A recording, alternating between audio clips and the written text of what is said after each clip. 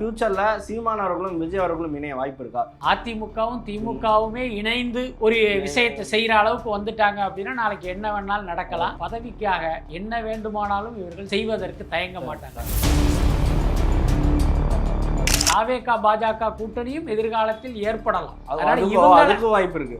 ஏன்னா இவர்களை நம்பி ஒரு பொதுமக்களாக நாம் இவங்களுக்கு எந்த நற்சான்றிதழும் கொடுக்க முடியாது. ஏன்னா இவர்களுக்கு பதவி வெறி மண்டையில ஏறினதுனால என்ன சமரசமும் செய்து கொள்வதற்கு வாய்ப்பு இருக்கு. நம்ம இடைத்தேர்தல் பத்தி பேசிட்டு இருந்தோம். ஸ்டாலின் அவர்களும் நிக்க போறதா ஒரு தகவல் இருக்கு. இல்ல, எனக்கு தெரிந்து அவர் போட்டியிடுவதற்கான வாய்ப்புங்கிறது ரொம்ப குறைவு தான். என்ன காரணம் அப்படின்னா, நாம் ஜெயித்து சட்டமன்றத்துக்கு போய் விஜய்க்கு எதிராக அரசியல் பண்றதே அவர் கொஞ்சம் கௌரவ குறைச்சலா நினைச்சிருப்பாரு.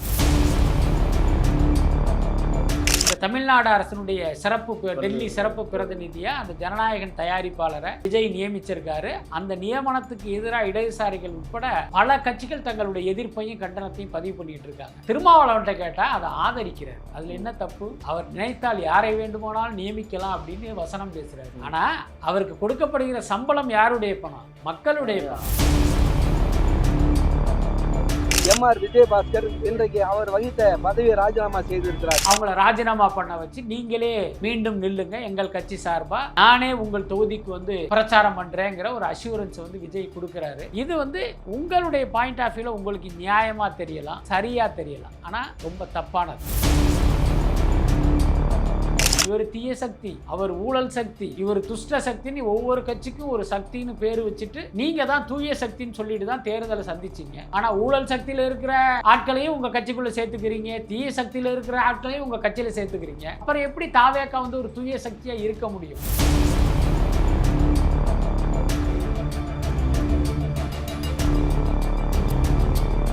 சரி, அரசியல்ல எப்ப எது வேணாலும் நடக்கலாம். அதுக்கு நாங்க பார்த்த உதாரணமே திமுக அதிமுக இணையலான்றதான். ஒருவேளை ஃபியூச்சர்ல சீமான் அவர்களும் விஜய் அவர்களும் இணைய வாய்ப்பு இருக்கா? இதெல்லாம் ஏன் கேட்கணும், எப்போ வேணால் எது வேணால் நடக்கலாம். ஒருவேளை சமாதானமாக போய் ஓகேப்பா நீங்களே முதல்வராக இருங்க, எனக்கு வேறு ஏதாவது பதவி கொடுங்க அப்படின்னு வேணால் இணைய இருக்குன்னு பார்க்குறீங்களா? வாய்ப்பு இருக்குன்னு? அதாவது இன்றைய சூழ்நிலையை வைத்து சொல்லணும் அப்படின்னா அதற்கான வாய்ப்பு இல்லை. பட் அதே நேரம் நாளைக்கு என்ன நடக்குங்கிறது நமக்கு தெரியாது. நீங்கள் கேள்வியிலே கேட்ட மாதிரி அதிமுகவும் திமுகவுமே இணைந்து ஒரு விஷயத்தை செய்கிற அளவுக்கு வந்துட்டாங்க அப்படின்னா நாளைக்கு என்ன வேணாலும் நடக்கலாம். எல்லாத்துக்கும் மேலே அரசியலே ஒரு கேடுகட்ட சூழலில் தான் இன்றைக்கி இருக்குது. அதனால் இந்த பதவிக்காக என்ன வேண்டுமானாலும் இவர்கள் செய்வதற்கு தயங்க மாட்டாங்க. இன்றைக்கு கூட ஒரு செய்தி பார்த்தேன். நயினார் நாகேந்திரன்ட்ட கேள்வி கேட்குறாங்க தமிழ்நாடு பாஜக தலைவர்கிட்ட, திமுக பாஜக கூட்டணி சாத்தியமா அப்படின்ட்டு. அவர் வாயிலிருந்து இல்லைன்னு வரல. என்ன அது குறித்து நான் சொல்ல முடியாது, எங்கள் டெல்லியில் இருக்கிற மேலிடம் முடிவு பண்ணும் அப்படின்னு சொல்றாரு. அப்போ என்னன்னா எதிர்காலத்தில் பாஜக திமுக கூட்டணிக்கு வாய்ப்பு இருக்கு. அதனால தாவேகா பாஜக கூட்டணியும் எதிர்காலத்தில் ஏற்படலாம். வாய்ப்பு இருக்கு. ஏன்னா இவர்களை நம்பி ஒரு பொதுமக்களாக நாம் இவங்களுக்கு எந்த நற்சான்றிதழும் கொடுக்க முடியாது. ஏன்னா இவர்களுக்கு பதவி வெறி மண்டையில ஏறினதுனால என்ன சமரசமும் செய்து கொள்வதற்கு வாய்ப்பு இருக்கு. ஆனா இன்றைய சூழ்நிலையில் சீமான் மீது விஜய் அவர்கள் ஒரு கடும் கோபத்தில் இருக்காரு. அதுதான் உண்மை. பதவியேற்ற பிறகு அவர் வீட்டுக்கு போனது அப்படிங்கிறதெல்லாம் அது ஒரு நாடக காட்சி தான். அதில் ஒரு பெரிய ஒரு ஃபார்மாலிட்டி, அவ்வளோதான். ஒரு நாகரிக அரசியலை நான் செய்ய விரும்புகிறேன் அப்படின்னு மக்களுக்கு சொல்வதற்கான ஒரு விஷயந்தான் அது. இப்போ லேட்டஸ்ட் தகவல் என்ன அப்படின்னா, இப்போ விஜயினுடைய அரசியல் ஆலோசகர் ஸ்ட்ராட்டஜிஸ்டாக இருக்கிற ஜான ஆரோக்கியசாமி சீமானோடு ரொம்ப நெருக்கமாக இருந்தார். தாவேக்காவுக்கு யார் வந்தாலும் அந்த செய்தி சீமானுக்கு போச்சு. காளியம்மாள் தாவேக்காவில் சேருவதற்கு விருப்பம் தெரிவித்த செய்தி சீமானுக்கு கடத்தப்பட்டது. ஸோ இந்த மாதிரி பார்த்தீங்கன்னா கிட்டத்தட்ட ஒரு ஸ்பை மாதிரி செயல்பட்ட ஜான ஆரோக்கியசாமி சமீப காலமாக சீமானோடு உள்ள தன்னுடைய தொடர்பே அவர் துண்டிச்சிருக்காரு. என்ன காரணம் அப்படின்னா, அவர் ஒரு டிவிகேக்கு எதிராக விஜய்க்கு எதிராக பேச ஆரம்பிச்சிட்டாரு. இதுக்கு மேல நம்ம அவரோட நட்பு வச்சுக்க கூடாதுங்கிறதுனால ஜான ஆரோக்கியசாமி அந்த நட்பையே துண்டிச்சிட்டாரு. சீமானோட அவருக்கு எந்த கான்டாக்டும் இல்லைங்கிறது எனக்கு இப்போதைக்கு கிடைத்த செய்தி. ஸோ அதனால பார்த்தீங்கன்னா இன்றைய சூழ்நிலையில் தாவேக்கா நாத்தாக்காங்கிற ஒரு விஷயம் நடக்காது.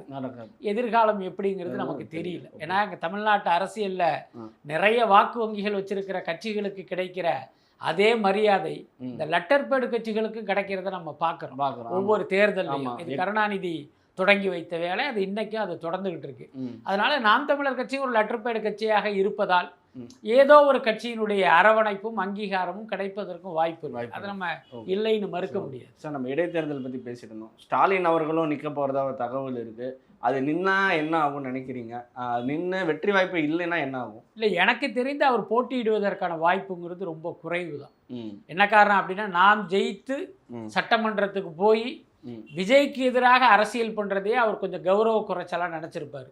ஏன்னா நம்முடைய அனுபவம் என்ன, நம்ம ஒரு முதலமைச்சராக இருந்தவர், ஒரு நடிகர் முன்னால போய் நம்ம வந்து ஒரு எதிர்க்கட்சி தலைவரா நம்ம அரசியல் பண்ணணுமா அப்படின்னு அவர் நினைப்பதற்கு வாய்ப்பு இருக்கு. அதுக்கு அடுத்து தாவேக்காக்கு இன்னைக்கு மக்கள் வந்து ஒரு பெருவெற்றியை கொடுத்திருக்காங்க. அது இடைத்தேர்தலிலும் எதிரொலித்தால் ஒருவேளை மு க ஸ்டாலின் தோல்வி அடைந்தால் என்ன பண்றது, அந்த பயம் அவங்களுக்கும் இருக்கு. அது யோசிச்சு பாருங்க, ஒரு பொது தேர்தலில் தோல்வி அடைந்து அடுத்து வந்த இடைத்தேர்தலில் தோல்வி அடைந்து அது வந்து ஒரு தீராத அவமானம். அதை வந்து உங்களால எந்த சோப்பு போட்டு கழுவ முடியாது. அப்படி ஒன்று நடந்துருமோங்கிற பயம் வந்து அவங்களுக்கு இருக்கும். இதெல்லாம் ஒரு பக்கம் இருந்தாலும் இன்னொரு பக்கம் பார்த்தீங்கன்னா, இது மு க ஸ்டாலினுடைய மகன் உதயநிதி ஸ்டாலினை அடுத்த கட்டத்துக்கு கொண்டு சொல்வதற்கான ஒரு அரிய வாய்ப்பு தான் இன்னைக்கு உள்ள அரசியல் சூழல். எதிர்க்கட்சி தலைவராக அவர் இருக்காரு. அப்போ இவர் வந்து அது உள்ளார போகாமல் இருந்தால் அவர் 5 வருடத்தில் ஒரு எதிர்க்கட்சி தலைவராக ஒரு பெரிய அளவில் அவர் அரசியல் பண்ணுவார். அது மக்களுடைய கவன ஈர்ப்புக்கு போகும். அது 2031 தேர்தலில் விஜய் வெர்சஸ் உதயநிதினு நிற்கும் போது அவருக்கு பெருசாக ஹெல்ப் பண்ணும். இப்போ ஸ்டாலின் வந்து எதிர்க்கட்சி தலைவர் ஆகிட்டார் அப்படின்னா உதயநிதி ஸ்டாலின் வெறுமனே சேப்பாக்கம் எம்எல்ஏவா மாறிடுவார். அப்போ ஊடகங்கள் அவருக்கு ஒரு பெரிய முக்கியத்துவம் கொடுக்காது. இன்னைக்கு எதிர்க்கட்சி தலைவருங்கிறதுனால தான் அவர் நின்றால் செய்தி, நடந்தால் செய்தி. ஸோ அந்த முக்கியத்துவம் தன்னுடைய மகனுக்கு கிடைக்கணுங்கிறதுனால கூட இவர் வந்து ஒதுங்கி இருப்பதற்கே வாய்ப்பு இருக்கு. சார், அப்போ இதன் மூலமாக நீங்கள் சொன்ன பதிலேருந்து நான் கேட்குறேன், ஸ்டாலின் அவர்களோட அரசியல் முடிந்ததுன்னு நீங்கள் எடுத்துக்கலாமா? இல்லை, அப்படி நம்ம எடுத்துக்க வேண்டிய அவசியம் இல்லை. ஓகே, இல்லை நீங்கள் சொன்ன மாதிரி உதயநிதி விசஸ் விஜய்னா அது அப்படி தான் அர்த்தம். அதாவது பார்த்தீங்கன்னா, இப்போ 2030 நம்மளும் ஒரு கற்பனையாகவே பேசுவோம். 2031 தேர்தலில் விஜய்க்கு எதிராக உதயநிதி வந்து ஒரு பெரிய அளவில் களமாடுவார். அப்படி வெற்றி கிடைக்கும் போது பார்த்தீங்கன்னா உங்களுக்கு மு க ஸ்டாலினே முதல்வராவதற்கு வாய்ப்பு இருக்கு. ஒருவேளை அந்த நேரத்தில் அவருடைய உடல்நிலை இந்த மாதிரி ஏதாவது சிக்கல் இருந்துச்சுன்னா ஒருவேளை உதயநிதியே முதல்வர் ஆவார். அப்படிதான் நான் நினைக்கிறேன். ஆனால் இன்னைக்கு இந்த வாய்ப்புங்கிறது உதயநிதியை வளர்த்து கொள்வதற்கான அல்லது உதயநிதியை வளர்ப்பதற்கான ஒரு வாய்ப்பு. அதை வந்து அவங்க மிஸ் பண்ண மாட்டாங்க. சார், நான் இப்போதான் இடைத்தேர்தல் பற்றி பேசியிருந்தோம். ஸோ இன்னைக்கு ஒரு அதிமுக எம்எல்ஏ ரிசைன் பண்ணியிருக்காரு. சார், இபிஎஸ் வந்து மிகப்பெரிய குற்றச்சாட்டு வழக்கம் போல சொல்லியிருக்காரு, என் கட்சியை உடைக்கிறதே உங்களுக்கு வேலையாக போச்சுன்ற மாதிரி தான் சொல்லியிருக்காரு. சார், இப்போ ராஜினாமா பண்ணிகிட்டே இருக்காங்க, இது எப்படி பார்க்கலாம்? இல்லை, இதெல்லாம் பார்த்தீங்கன்னா ஒரு ஜனநாயகத்தினுடைய நடக்கிற கேலி கூத்தாக தான் பார்க்குறேன். தாவேக்காக்கு வந்து ஒரு நியாயம் இருக்கலாம். என்னன்னா, நமக்கு வந்து ஒரு மைனாரிட்டி கவர்மெண்ட்டாக இருக்குது, ஒரு பயம் அவங்களுக்கு. ஆமாம். ஸோ இப்போ நம்ம என்ன விஷயம் செஞ்சாலும் விசிகாவுக்கு பயந்து, இடதுசாரிகளுக்கு பயந்து, ஐயுஎம்எலுக்கு பயந்து செய்ய வேண்டியதா இருக்கு. திடீர்னு நம்ம ஏதாவது ஒன்று பண்ணோம்னா அவங்க ஆதரவை வாபஸ் வாங்கிட்டா என்ன பண்றது அப்படிங்கிற பயம் வந்து தாவேக்கா இருக்கு. ஆனா எனக்கு தெரிஞ்சு பாத்தீங்கன்னா இடதுசாரிகளை நினைச்சு வேணா தாவேக்கா பயப்படலாம். அவர்களை பொறுத்த வரைக்கும் எந்த சுயநலத்துக்காகவும் சுய லாபத்துக்காகவும் ஒரு மக்கள் விரோத திட்டங்களையோ சட்டங்களையோ அவங்க ஆதரிக்க மாட்டாங்க.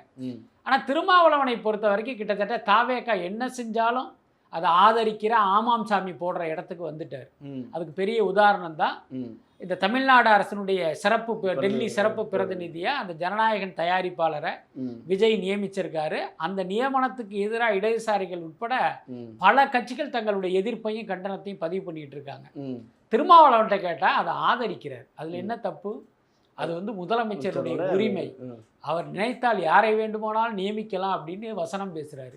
முதலமைச்சருடைய உரிமை தான், அதுல எல்லாம் மாற்றம் இல்லை. என்ன, ஆனா அவருக்கு கொடுக்கப்படுகிற சம்பளம் யாருடைய பணம்? மக்களுடைய பணம், அரசு பணம். என்ன, எல்லாத்துக்கும் மேல இது ஒரு முக்கியமான பதவி. இது வந்து ஒரு பெரிய டிசிஷன் மேக்கர் கிடையாது. ஆனா மாநில அரசு சம்பந்தமான ஒரு விஷயத்தை ஒன்றிய அரசிடம் கொண்டு போகிற ஒரு பதவி அது. பல்வேறு விஷயங்களை சாதித்து காட்ட வேண்டிய பதவி அது. அது அவர் அமைச்சருக்கு நிகரான பதவி. அதை வந்து நீங்க கன்னடத்துக்காரனுக்கு கொடுங்க, ஆந்திராக்காரங்களுக்கு கொடுங்க, அதனால ஒன்றும் பிரச்சனை இல்லை, அது முதலமைச்சர் இஷ்டம் அப்படின்னு ஒரு கட்சியின் தலைவர் பேசுறது நமக்கெல்லாம் பெரிய ஆச்சரியமா இருக்கு. அதனால எனக்கு தெரிஞ்சு தாவேக்கா தலைவர் விஜய் அவர்கள் திருமாவளவன் நினைச்சாலும் பயப்பட வேண்டியதில்லை. நீங்கள் செய்கிற தவறுகளுக்கு தாவேக்கா தொண்டனை விட 2 மடங்கு வந்து விசிகா தலைவர் திருமாவளவன் வந்து முட்டு கொடுக்க தயாராயிட்டாரு. ஆனாலும் இவர்களுக்கு ஒரு பயம் இருக்கு. எந்த நேரத்திலையும் காலை வாரிடுவாங்க, நம்ம ஆட்சி அதிகாரம் போயிடும். அப்படி போயிட்டா திமுக ஒருவேளை அதிகாரத்துக்கு வந்தால் நம்மளை என்ன பண்ணுங்கிற பயம் வந்து இந்த அதிகாரத்தை தக்க வைத்துக் கொள்வதற்கு ஒரு முயற்சி பண்ணுறாங்க. அதுதான் இந்த பல்வேறு கட்சிகளில் இருக்கிற எம்எல்ஏக்களை தங்கள் பக்கம் இழுத்து அவங்கள ராஜினாமா பண்ண வச்சு நீங்களே மீண்டும் நில்லுங்க எங்கள் கட்சி சார்பாக, நானே உங்கள் தொகுதிக்கு வந்து பிரச்சாரம் பண்ணுறேங்கிற ஒரு அஷூரன்ஸை வந்து விஜய் கொடுக்குறாரு. இது வந்து உங்களுடைய பாயிண்ட் ஆஃப் வியூவில் உங்களுக்கு நியாயமாக தெரியலாம், சரியாக தெரியலாம், ஆனால் ரொம்ப தப்பானது, ரொம்ப தவறாக இருக்குது. மக்கள் இதெல்லாம் பார்த்துக்கிட்டு தான் இருக்காங்க. இது எல்லாமே நாளைக்கு உங்களுக்கு பேக் ஃபயராக மாறும். எல்லாத்துக்கும் மேலே இவர் தீய சக்தி, அவர் ஊழல் சக்தி, இவர் துஷ்ட சக்தின்னு ஒவ்வொரு கட்சிக்கும் ஒரு சக்தின்னு பேர் வச்சுட்டு நீங்கள் தான் தூய சக்தின்னு சொல்லிட்டு தான் தேர்தலை சந்திச்சிங்க. ஆனால் ஊழல் சக்தியில் இருக்கிற ஆட்களையும் உங்கள் கட்சிக்குள்ளே சேர்த்துக்கிறீங்க, தீய சக்தியில் இருக்கிற ஆட்களையும் உங்கள் கட்சியில் சேர்த்துக்கிறீங்க. அப்புறம் எப்படி தாவேக்கா வந்து ஒரு தூய சக்தியாக இருக்க முடியும்? அப்போ இவர்களெல்லாம் சேரும் போதே உங்கள் கட்சியும் ஊழல் சக்தியாக தானே மாறும், உங்கள் கட்சியும் தீய சக்தியாக தானே மாறும். அப்படி மக்கள் யோசிக்க ஆரம்பிச்சிட்டானா நீங்கள் எப்படி வந்து எதிர்காலத்தில் தேர்தலில் வெல்ல முடியும்? அதனால நிச்சயமாக விஜய் யோசிக்கணும். அதுக்கு அடுத்து இந்த ஜனநாயக படுகொலை இன்னைக்கு பார்த்தீங்கன்னா ஒன்றிய பாஜக அரசு அங்கே உட்காந்து பண்ணிக்கிட்டு இருக்காங்க. மாநிலங்களவை மக்களவை ரெண்டுலையுமே பார்த்தீங்கன்னா 3/2 பங்கு மெஜாரிட்டிக்காக பல்வேறு கட்சிகளை உடைச்சி அந்த எம்பிக்களை தங்கள் பக்கம் இழுக்கிற வேலையை அவங்க பார்த்துக்கிட்டு இருக்காங்க. அதை பல கட்சிகள் வந்து இன்னைக்கு கண்டிக்கிறாங்க. கிட்டத்தட்ட ஒன்றியத்தில் பாஜக செய்கிற அதே வேலையை தமிழ்நாட்டில் உட்காந்துட்டு விஜய் பண்ணிட்டு இருக்கு. ஸோ இது வந்து பார்த்தீங்கன்னா ஒரு ஜனநாயக படுகொலைன்னு தான் எனக்கு தோணுது. ஓகே சார், இதோட இணைப்புகளே ஒன்று இருக்குது. நேற்று பார்த்தோம்னா ஸ்டாலின் அவர்கள் அவரோட கட்சி மீட்டிங்கில் பேசியிருக்காரு, திமுகவினர் தேர்தலுக்கு தயாராக இருக்கணும், எப்போ வேணால் தேர்தல் வரும் அப்படின்னு சொல்கிறாரு. அவர் மீண்டும் மீண்டும் இந்த சொல்லிக்கிட்டே இருக்காரு. ஒவ்வொரு வாரமும் ஏதாவது ஒரு கட்சி மீட்டிங்கில் இல்லை வேறு விழாக்களில் சொல்லிடுறாரு. ஸோ இது மூலமாகவே தாவேக்காக யோசிச்சுக்கிட்டே இருப்பாங்களோ, எதாவது நடந்துருமோ அப்படின்னு ஒரு அச்சம் இருக்கா? எல்லாத்துக்கும் மேலே ஸ்டாலின் அவர்கள் ஏன் இப்படி பேசிக்கிட்டே இருக்காரு? இல்லை, அதுக்கு அடிப்படையான காரணம் தாவேக்கா வந்து ஒரு மைனாரிட்டி அரசு. அப்போ வெளியிலிருந்து ஆதரவு கொடுப்பவர்களும் சரி, உள்ளிருந்து ஆதரவு கொடுப்பவர்களும் எனி டைம் வந்து வெளியில் வந்துடலாம். அப்படி வந்துச்சுன்னா அந்த ஆட்சி கலைஞ்சிரும். அதுக்கடுத்து நீங்கள் கேள்விப்பட்டிருப்பீங்க, நேற்று அமைச்சர் நிர்மல்குமார் பேசுகிறாரு, இன்னைக்கு காலையில் கூட திமுக அதிமுக இணைந்து ஆட்சி அமைப்பதற்கான ஒரு முயற்சியை பண்ணுறாங்கன்னு சொல்கிறாரு. ஸோ அப்படி பண்ணும்போது என்ன நடக்கும்னா, இப்போ தாவேக்காக்கு ஆதரவு கொடுக்குற காங்கிரஸையும் இடதுசாரிகளையும் ஐயுஎம்எலையும் விசிகாவையும் தங்கள் பக்கம் இழுப்பதற்கு இவங்க ஒரு அட்டம்ப்ட் பண்ணுவாங்கன்னு தானே அர்த்தம். ஸோ அதனால வந்து அவர் அந்த ஜோசியத்தை சொல்கிறார். எல்லாத்துக்கும் மேலே இப்போ இடைத்தேர்தல் வரப்போகுது. அந்த இடைத்தேர்தலிலும் தாவேக்கா தோல்வி அடைந்தால் என்ன ஆகும் அப்படின்னா, தாவேக்கா மெஜாரிட்டி ஆகிற வாய்ப்பை வந்து இழந்துடும். என்ன அப்போ அந்த எம்எல்ஏக்கள் எல்லாம் திமுகவோ அதிமுகவாக இருந்தால் இப்போ இவர்களுக்கு பலம் கூடும். அதுக்கடுத்து இந்த இடைத்தேர்தலில் தாவேக்கா தோத்துருச்சுங்கிற அந்த ஒரு விஷயத்தை வச்சுக்கிட்டு மற்ற கட்சிகளை கன்வின்ஸ் பண்ணி பார்த்தீங்கன்னா இந்த ஆட்சியை கவிழ்ப்பதற்கு இவர்கள் ஆதரவு, அதாவது அதிமுக திமுக இணைந்து யாரோ ஒருத்தர் இது அமைச்சரவையை உருவாக்குவதற்கான ஒரு வேலையை செய்வதற்கு வாய்ப்பு இருக்குது. ஸோ இதையெல்லாம் கருத்தில் கொண்டு தான் அவர் இந்த வார்த்தையை வந்து அவர் தொடர்ந்து பேசுகிறாரு. இன்னொரு பக்கம் இந்த தோல்விக்கு பிறகு திமுக தொண்டர்கள் ரொம்ப சோர்வடைஞ்சிட்டாங்க. அதுதான் உண்மை. ஏன்னா அடுத்து நம்ம தான் அப்படின்னு வந்து பயங்கர நம்பிக்கையில் இருந்தாங்க. இன்னைக்கு தாவேக்கா வெற்றி பெற்ற பிறகு திமுக தொண்டர்களிடையே பார்த்தீங்கன்னா ஒரு சோர்வு காணப்படுது. அப்போ அந்த தொண்டன் சோர்ந்துட்டா அப்படின்னா ரொம்ப கஷ்டம். அடுத்து இந்த இடைத்தேர்தல் வரப்போகிற நேரத்தில் சோர்ந்து போன தொண்டர்கள் அப்படியே இருந்துட்டாங்கன்னா இந்த தேர்தலையும் நீங்கள் ஜெயிக்க முடியாது. அப்போ அவர்களை உற்சாகப்படுத்த ஸோ இந்த மாதிரியான வார்த்தைகளை எல்லாம் பயன்படுத்த வேண்டியது. ஸோ இந்த இடைத்தேர்தல் எவ்வளோ முக்கியமாக நம்ம பார்க்கலாம். ஏன்னா தாவேக்கா மேலே நீங்கள் சொன்ன மாதிரி அதிருப்தியும் இருக்குது. ஏன்னா மின்வெட்டு இருக்குது. அப்புறமேட்டு சொன்ன வாக்குறுதிகளை பாதி தான் பண்ணியிருக்காங்க. அப்போன்னு சொன்னது இப்போ ஒன்று பண்ணது, அப்புறமேட்டு மற்ற கட்சிகள்லேருந்து ஆள் சேர்க்கறது. இந்த இடைத்தேர்தல் எப்படி இருக்கும்னு நினைக்கிறீங்க? இல்லை, இடைத்தேர்தலை பொறுத்த வரைக்கும் தாவேக்காவுக்கு வந்து அது வந்து ஒரு மிக அவசிய தேவையான ஒன்று. ஏன்னா 107 எம்எல்ஏக்கள் தான் கையில் இருக்காங்க. இப்போ இடைத்தேர்தலில் உள்ள எல்லா தொகுதியிலும் அவர்கள் ஜெயித்தால் அவர்களுடைய பலம்ங்கிறது இன்னும் கொஞ்சம் கூடும். முக்கியமாக அவர்களை பொறுத்த வரைக்கும் இந்த இடதுசாரிகளுடைய ஆதரவு இல்லாமல் நம்ம ஆட்சி அமைக்கணும், அது வந்து நமக்கு கொஞ்சம் ஓரளவுக்கு சேஃப் அப்படின்னு அவங்க நினைப்பதற்கு வாய்ப்பு இருக்கு. ஏன்னா இடதுசாரிகளை பொறுத்த வரைக்கும் எதற்குமே அவங்க காம்ப்ரமைஸ் பண்ண மாட்டாங்க. நீங்க வந்து பாத்தீங்கன்னா ஒரு ஜனநாயக விரோதமான ஏதோ ஒரு விஷயத்தை கொண்டு வர்றீங்கன்னாலே அந்த நிமிஷமே உங்களுக்கான ஆதரவை வாபஸ் வாங்க தயங்க மாட்டாங்க. அப்படி ஆச்சு அப்படின்னா உங்களுக்கு மொத்த கூடாரமே சரிஞ்சிடும். ஸோ அப்போ என்னன்னா நமக்கு வந்து பாத்தீங்கன்னா இவர்கள் ஆதரவு இல்லாமல் மற்ற கட்சியை கூட விட்டுருக்கேன். நான் ஏற்கனவே சொன்ன மாதிரி விசிகா இன்னைக்கு தாவேக்காவுடைய இன்னொரு அமைப்பாகவே அது மாறிடுச்சு, முட்டு கொடுக்கறது இல்லை. அப்போ காங்கிரஸ் வந்து ஆல்ரெடி உள்ளுக்குள்ளே இருக்காங்க, ஐயுஎம்லும் உள்ளே இருக்காங்க. அப்போ வெளியிலிருந்து ஆதரிக்கிறது இவங்க தான். அப்போ இவர்கள் இல்லாமல் நம்ம வந்து ஒரு ஆட்சி அமைக்கிற சூழல் வரணும் அப்படின்னா இந்த இடைத்தேர்தல் வெற்றிங்கிறது தாவேக்காக்கு ரொம்ப ரொம்ப அவசியம். அதே நேரம் திமுக அதிமுகவுக்கும் இந்த வெற்றிங்கிறது ரொம்ப தேவையான ஒன்று தான். என்னன்னா இப்போ தாவேக்கா அரசனுடைய லட்சணம் என்ன அப்படிங்கிறத வச்சு இந்த தேர்தல் முடிவை வந்து அவங்க பயன்படுத்த பார்ப்பாங்க. உதாரணத்துக்கு இந்த தொகுதிகளில் தாவேக்கா தோக்குது அப்படின்னா இங்க பாருங்க தாவேக்காவுடைய 6 மாச ஆட்சியை வந்து மக்கள் ஏத்துக்கல, மக்கள் விரோத ஆட்சியா இருக்குங்கிற மாதிரியான ஒரு பிரச்சாரத்துக்கு வலு சேர்க்க. சார் அதே மாதிரி தாவேக்கா பண்ண பல்வேறு அட்வான்டேஜும் இருக்கு. அவங்களுக்கு சில முக்கியமான நல்ல விஷயங்களும் பண்ணியிருக்காங்க. மக்களே பேசுகிறாங்க லஞ்சம் குறைஞ்சிருக்கு அப்படின்றதான் பேசுகிறாங்க. ஸோ ஒன்றும் இல்லை, ஸ்ரீதர் வேம்பு அவர்கள் சொன்ன கருத்து இப்போ உதாரணமாக எடுத்துக்கலாம். ஸ்கூல் கட்டுறதுக்கு திமுக என்கிட்ட காசு கேட்டாங்க அப்படின்ற மாதிரி சொன்னார். இப்போ அதுக்கான அனுமதி கொடுத்தாச்சு தாவேக்கா அரசில். இது எப்படி பார்க்குறீங்க? அப்போ காசு கேட்டிருக்காங்க, இப்போ அனுமதி, இது எப்படி பார்க்கலாம்? அதாவது ஒன்று தெரிஞ்சுங்க, லஞ்சம் இல்லாத அரசு நிர்வாகங்கிறது சாத்தியமே இல்லை. அதுதான் உண்மை. அப்படி அதில் மாற்றம் தாவேக்கா அரசு அதெல்லாம் இது எல்லாமே வந்து ஒரு மாயை தான். அதில் எந்த மாற்றமே இல்லை. என்னென்னா இப்படி சொல்லியிருக்காங்க, இந்த நேரத்தில் ஏதாவது காசு வாங்கி நம்ம மாட்டிக்குவோம் அப்படின்னு அதிகாரிகள் நினைப்பதற்கு வாய்ப்பு இருக்கு. கொஞ்ச நாளைக்கு அடக்கி வாசிப்போம், அல்லது நம்ம கையில் வாங்காமல் வேறொருத்தருடைய கையில் கொடுங்க. ஸோ இந்த மாதிரியான ஒரு விஷயம் நடக்குமே தவிர நாங்கள் இனிமேல் லஞ்சமே வாங்க மாட்டோம் அப்படின்லாம் வந்து இந்த அரசு இயந்திரம் இயங்கும் அப்படின்னு நம்ம நினச்சோம்னா நம்மை விட ஒரு அடிமுட்டால் வேற யாரும் இருக்க முடியாது. அதுக்கப்புறம் பார்த்தீங்கன்னா இந்த அமைச்சர்கள் மட்டத்தில் லஞ்சம் வாங்கும் பழக்கம் வந்து இன்னும் தொடங்கப்படலை. அதுதான் உண்மை. அதுக்கு என்ன காரணம் அப்படின்னா இப்போ ஒவ்வொரு அமைச்சருக்கும் அந்த டிபார்ட்மெண்ட்டில் போய் உட்காந்ததுக்கப்புறம் எங்கிருந்தெல்லாம் பணம் கொளிக்குங்கிறதே அவங்களுக்கு தெரியாது. இதை கண்டுபிடிக்கவே நாளாயிரும். ஆமாம், இதை வந்து அவங்க வந்து இந்த டிபார்ட்மெண்ட்டுடைய தன்மை என்ன, இதில் என்னென்னவெல்லாம் லஞ்சம் வாங்குவதற்கு வாய்ப்பு இருக்குது, எங்கெங்கெல்லாம் கட்டிங் போடலாம், எங்கெல்லாம் கமிஷன் வாங்கலாம்னு இதை அவங்க வந்து முதல்ல தெரிஞ்சுக்கணும். அதுக்கப்புறமா தான் கை நீட்டவே ஆரம்பிப்பாங்க. இப்போ திமுக அதிமுகவை பொறுத்த வரைக்கும் அரசியலில் கரை கண்டவங்க. அதனால அவங்க 5 வருஷம் கழிச்சு ஆட்சிக்கு வந்தால் கூட விட்ட இடத்துலேருந்து அவங்க ஆரம்பிச்சிருவாங்க. புரியுதா இல்லையா? இப்போ ஒரு அதிமுக ஆட்சி போயிடுச்சு, அடுத்த 5 வருஷம் திமுக ஆட்சி, மீண்டும் அதிமுக ஆட்சிக்கு வருது அப்படின்னா வந்து உட்காந்துட்டு அன்னைக்கு சாயந்தரமே அவங்க வாங்க ஆரம்பிச்சிருவாங்க. ஏன்னா அவங்களுக்கு தெரியும் தாவேக்காவை பொறுத்த வரைக்கும் அவர்களுக்கு அரசியலும் புதுசு, ஆட்சி அதிகாரமும் புதுசு. அதனால போய் உட்கார்ந்தவனே எங்கிருந்து காசு கொட்டுனே உங்களுக்கு தெரியாது. அந்த காலம் தான் இது. அதனால அவர்கள் லேர்னிங் பீரியடு. அதனால இன்னைக்கு வந்து அந்த அமைச்சர்கள் மட்டத்தில் காசு வாங்கலை.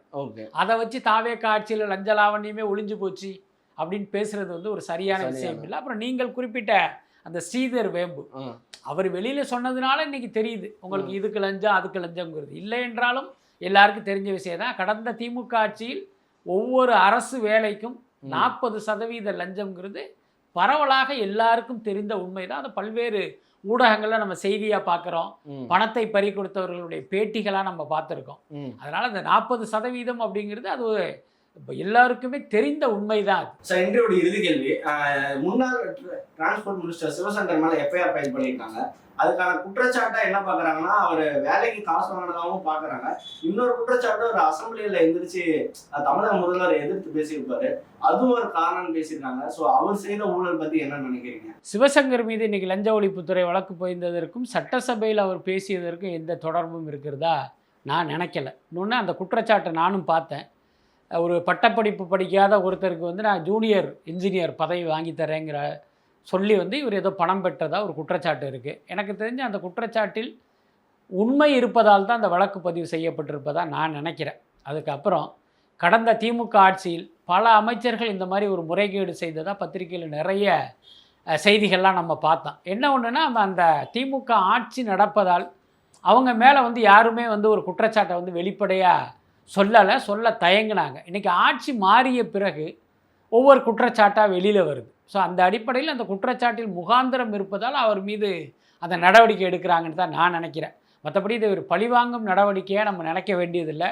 எல்லாத்துக்கும் மேலே சிவசங்கர் அன்றைக்கி சட்டசபையில் பேசுனது ஒரு வரம்பு மீறிய பேச்சோ அல்லது ஒரு அநாகரிகமான பேச்சோ கிடையாது. அவர் வந்து ஒரு சரியான விமர்சனத்தை முன்வைக்கிற மாதிரி தான் அவர் பேசினார். அதுக்கடுத்து விஜயை பொறுத்த வரைக்கும் இது போன்ற விமர்சனங்களுக்கெல்லாம் அதை பழி வாங்கணும், அந்த அமைச்சரை தூக்கி உள்ளே போடணும்னு நினைக்கிற அளவுக்கான ஒரு கேரக்டர் கிடையாது. நான் தனிப்பட்ட முறையில் நம்ம அறிந்ததால் இந்த வார்த்தையை நம்மளால் சொல்ல முடியும்னு நினைக்கிறேன்.